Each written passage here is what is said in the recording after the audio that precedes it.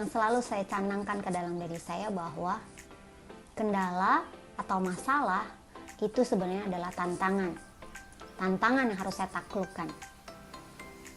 Tentu saja saya tidak mulus-mulus saja perjalanannya sebagai IPC. Saya juga menemukan kendala-kendala sama seperti teman-teman yang lain. Setelah di bulan pertama saya sukses menjadi qualified, di bulan berikutnya saya mulai seperti merasa lelah. Karena saya mengerjakan semuanya sendirian. Bayangin sebagai IPC baru dengan kelompok arisan yang langsung melonjak tajam dengan customer case yang Masya Allah dalam 1 bulan itu banyak banget. Dan inputannya semuanya itu masih manual, masih menggunakan kertas. Jadi dulu kita ada kertas KP, saya awalnya itu cuma beli 15 sampai akhirnya saya beli satu bundle kayak 1 rim gitu ya. Kalau kertas itu 1 rim. Karena capek bolak-balik ke kantor cabang cuma untuk beli KP doang. KP-nya beli loh, nggak dikasih gratis. Dan saya mulai capek, secara fisik saya capek. Dan anak-anak mulai protes. Bunda sibuk sendiri, bunda sibuk sama handphone. Suami sih sebenarnya protes, tapi dia nggak ngomong. Cuman dia menunjukkan dari sikapnya. Tapi dia nggak ngomong. Karena suami saya itu prinsipnya kalau saya enjoy, kalau saya happy, dia juga happy, dia juga support. Tapi dia melihat saya seperti mulai nggak memperhatikan kondisi badan, mulai agak abai dengan anak-anak. Di situ sebenarnya saya sadar, tanpa suami saya menegur saya sudah sadar. Akhirnya saat itu saya kumpulkan anak-anak dan suami. Saya bilang, gimana ya caranya supaya saya bisa kedepannya ini bisa lebih baik manajemen waktu. Sama lah ya, masalah manajemen waktu ini kan masalah yang sangat klasik, hampir semua emak-emak merasakan itu. Akhirnya suami ngasih saran, anak-anak ngasih saran. Saya ingat banget kata suami pada saat itu bahwa ya semakin banyak aktivitas, tentu tingkat manajemen diri kita harus lebih baik lagi. Saya mulai ngatur, waktu itu saya mulai ngatur waktu saat saya bersama anak saya, terutama karena saya punya prinsip bahwa membaca buku. Jadi anak-anak saya itu bisa baca huruf Latin, bisa baca Quran, bisa menghafal Quran, itu semuanya dengan saya. Karena saya punya prinsip bahwa mereka itu harus saya yang pegang langsung kalau urusan yang seperti itu. Maka saya juga harus punya manajemen yang lebih canggih gitu loh, agar semuanya bisa berjalan dengan baik. Dan alhamdulillah dengan support suami, dengan support anak-anak, saya bisa mengatur semuanya dengan baik. Anak-anak juga tetap terjaga dengan baik, makanannya nggak terbengkalai, kemudian prestasi di sekolah juga tetap baik. Kebetulan waktu itu Faris sedang sering ikut olimpiade ya, olimpiade sains, kemudian pernah juga ikut olimpiade matematika, beberapa kali ikut lomba-lomba seperti itu. Dan saya bersyukur sekali bahwa saya bisa tetap mensupport dia dengan aktivitas saya. Padahal waktu itu saya memang punya khodimat di rumah, tapi khodimat saya bukan khodimat yang nginep. Bisa bayangin, dengan aktivitas saya sebagai seorang IPC baru, seabrek customer, dan waktu itu reseller terus bertambah, dari yang cuma 12 jadi 30, jadi 40, jadi 50 gitu ya. Reseller yang terus bertambah, khodimat saya itu cuma dari pagi sampai siang doang, habis itu pulang. Jadi selebihnya saya mengerjakan semuanya sendiri di rumah.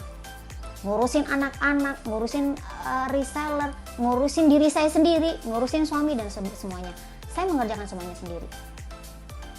Tapi saya bisa, alhamdulillah, saya bisa mengatur semuanya bisa berjalan sesuai dengan haknya masing-masing. Anak-anak saya tetap dapat haknya, reseller saya tetap dapat haknya, diri saya juga tetap dapat haknya, dan saya dan suami juga tetap punya hak untuk pacaran berdua. Kami selalu punya jadwal pacaran setiap Jumat malam, dan itu nggak boleh diganggu gitu loh. Jadi jadwal itu tetap saya berikan hak suami untuk memiliki saya seutuhnya tanpa diganggu anak-anak gitu ya. Nah, makanya kami punya jadwal pacaran 2 pekan sekali setiap Jumat malam. Dan hak-hak itu bisa berjalan dengan baik. Tentunya dengan support dari suami dan anak-anak. Saya memberikan pemahaman yang luar biasa ke anak-anak. Bunda main handphone bukan main, tapi Bunda kerja. Kalau saat Bunda kerja, kalian bisa baca buku dulu. Nanti kalau Bunda udah selesai kerja, kalian bisa sama Bunda lagi. Dan kalau misalnya anak-anak itu alarm buat saya. Kalau misalnya saya sudah terlalu banyak aktivitas saya bersama handphone dan mereka udah mulai cranky gitu, nah ini alarm buat saya. Oh oke, berarti saya sudah kebanyakan pegang handphone. Saya taruh handphone, saya bermain dan belajar bersama anak-anak saya.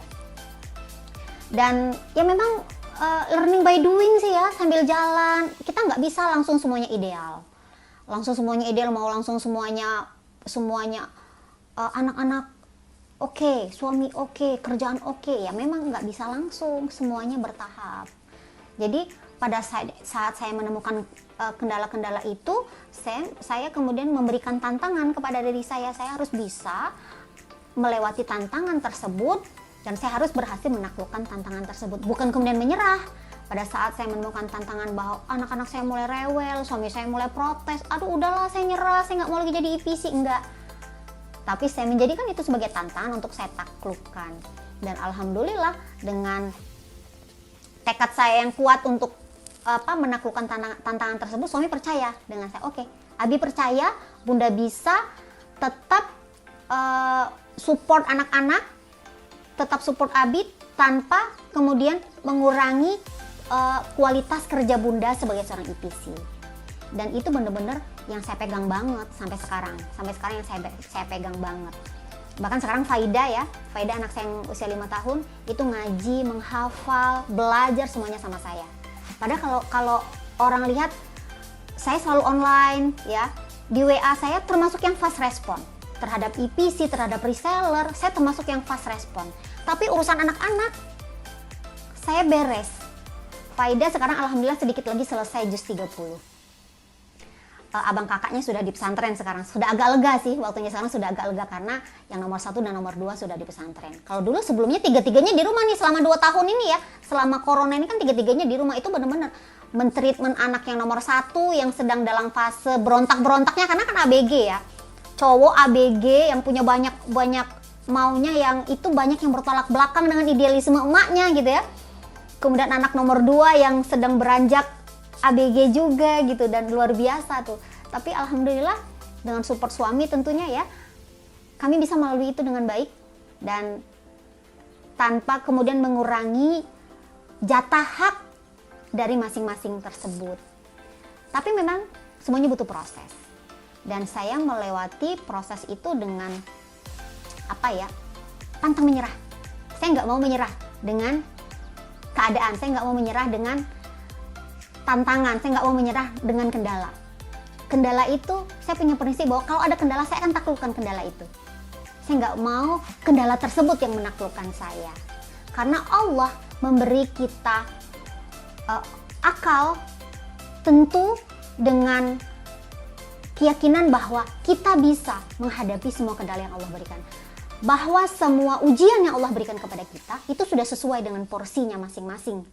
Jadi Allah tidak mungkin memberikan ujian itu yang tidak sanggup kita untuk melaluinya. Jadi setiap beban yang Allah berikan kepada kita itu sudah Allah takar sesuai dengan kemampuan kita untuk menerima beban tersebut. Jadi insya Allah semua kendala, semua ujian yang sekarang sedang teman-teman hadapi sebagai IPC itu sudah sesuai dengan takaran kemampuan teman-teman untuk melaluinya. Jadi selama teman-teman punya semangat, punya goal yang jelas, punya niat yang kuat, goalnya juga jelas banget, terbayang-bayang terus di depan mata, goalnya itu apa, maka sebenarnya semua kendala, semua tantangan itu bukanlah alasan untuk kita menyerah. Justru kalau kita punya goal yang sangat jelas, akan semakin bersemangat untuk mengejar goal itu agar tercapai. Seperti saya misalnya, tadi saya punya goal. Goal saya adalah ingin memberikan 1 tiket umroh buat mama saya. Alhamdulillah goal tersebut sudah tercapai. Saya perbesar goal saya, bukan hanya sekedar tentang saya, tapi juga tentang orang lain. Bagaimana agar saya bisa mengajak banyak teman-teman IPC saya untuk bisa umroh ke Baitullah. Bagaimana agar saya bisa mengajak semua teman-teman IPC saya yang di bawah binaan saya itu agar mereka bisa memiliki tambahan finansial sehingga kehidupannya semakin sejahtera, sedekahnya semakin banyak, dan semakin bisa bermanfaat buat orang banyak. Saya selalu perluas, saya selalu upgrade mimpi saya. Saat satu mimpi sudah tercapai, saya upgrade lagi mimpi saya. Saat satu mimpi sudah tercapai, saya upgrade lagi mimpi saya. Sehingga semua tantangan yang ada di hadapan mata saya itu, yang terjadi di depan mata saya, yang ada di hadapan saya itu, menurut saya itu tidak cukup kuat untuk mengalahkan saya. Karena saya punya goal yang sangat kuat, saya punya goal yang sangat tinggi, yang tidak mudah untuk dikalahkan dengan tantangan apapun. Demikian teman-teman, kisah saya, cerita saya. Mudah-mudahan ada hikmah dan insight yang bisa teman-teman dapatkan. Tetap semangat teman-teman, bahwa sesungguhnya tantangan yang Allah berikan buat kita, beban yang Allah berikan buat kita, itu sudah sesuai dengan takaran kemampuan kita untuk menerima beban tersebut. Dan kita buktikan kepada Allah, kita buktikan kepada orang-orang di sekitar kita bahwa kita bisa melalui tantangan-tantangan tersebut dan kita akan jadi pemenang. Sampai jumpa di grup qualified ya. Assalamualaikum warahmatullahi wabarakatuh.